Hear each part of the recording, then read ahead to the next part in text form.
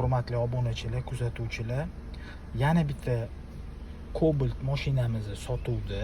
Bu Cobalt Style 2024 sentyabr. Mana bu yoqda men sizlarga probegini ko'rsatyapman. 5794 kilometr atiga yurgan.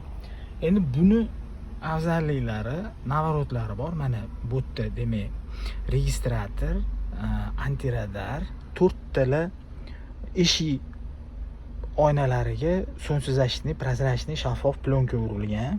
Shu yaxshi suv qaytaradigan. Demak, salon laminatsiya qilingan, paroglari apishkalar. Mana bunaqa kardinar o'sha admiral yaxshi chexol qo'yilgan. Mana bar, как заводской bar qo'yilgan. Endi mana bunaqa mayda-chuyda o'sha chexol, mana bu anaqaniki, avtomat korobkaniki, bu keyin rulliki standart chexol. Xoshki mana knopka qo'yilgan bagaj ochilishiga.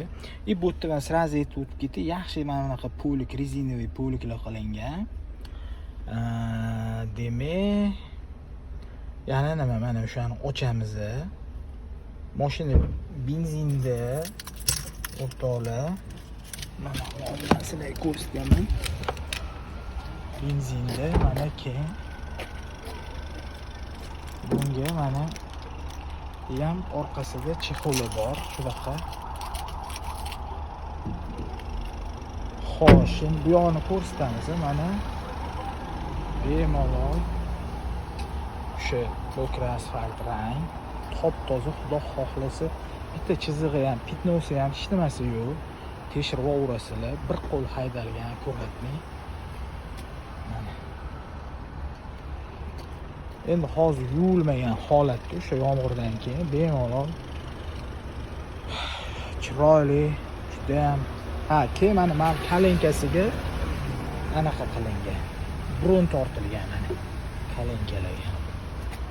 Bu yog'ida ham bor.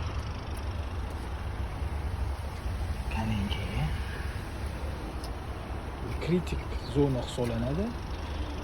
Bemalol murojaat qilasizlar. Narxiga keladigan bo'lsa 12600.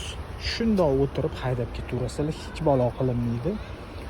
Hamma narsalari joyida. Omon bo'linglar.